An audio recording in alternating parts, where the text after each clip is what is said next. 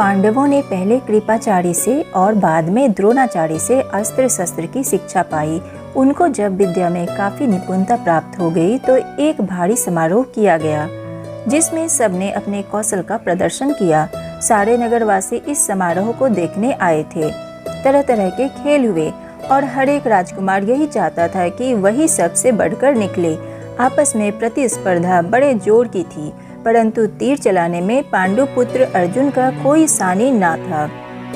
अर्जुन ने धनुष विद्या में कमाल का खेल दिखाया। उसकी अद्भुत चतुरता को देखकर सभी दर्शक और राजवंश के सभी उपस्थित लोग दंग रह गए। यह देखकर दुर्योधन का मन ईर्ष्या से जलने लगा। अभी खेल हो ही रहा था कि इतने में रंगभूमि के द्वार पर खम ठोकते हुए एक रोबीला और तेजस्वी युवक मस्तानी चाल से आकर अर्जुन के सामने खड़ा हो गया। यह युवक और कोई नहीं, अधिरथ द्वारा पोषित कुंती पुत्र कर्ण ही था, लेकिन उसके कुंती पुत्र होने की बात किसी को मालूम न थी।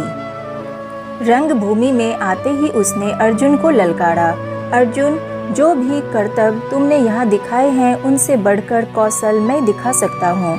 क्या तुम इसके लिए तैयार हो? इस चुनौती को सुनकर दर्शक मंडली में बड़ी खलबली मच गई, पर ईर्ष्या की आग से जलने वाले दुर्योधन को बड़ी राहत मिली। वह बड़ा प्रसन्न हुआ। उसने तपाक से कर्ण का स्वागत किया और उसे छाती से लगाकर बोला, कहो कर्ण, कैसे आए? बताओ, हम तुम्हारे लिए क्या कर सकते हैं? कर्ण बोला, राजन, मैं अर्जुन से द्वंद्व युद्ध और आपसे मित्रता करना चाहता हूँ। कर्ण की चुनौती को सुनकर अर्जुन को बड़ा तेज हुआया। वह बोला, कर्ण, सभा में जो बिना बुलाए आते हैं और जो बिना किसी के पूछे बोलने लगते हैं वे निंदा के योग्य होते हैं। यह सुनकर कर्ण ने कहा, अर्जुन, यह उत्सव केवल तुम्हारे लिए ही नहीं मनाया जा रहा है, सभी प्रजाजन इसमें भाग लेने का अधिकार रखते हैं। व्यर्थ डिंगे मारने से फायदा क्या? चलो तीरों से बात कर लें।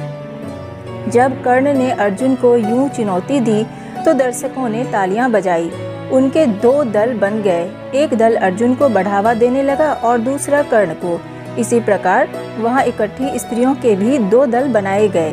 कुंती ने कर्ण को देखते ही पहचान लिया और भय तथा लज्जा के मारे मूर्छित सी हो गई। उसकी यह हालत देखकर विदुर ने दासियों को बुलाकर उसे चेत करवाया।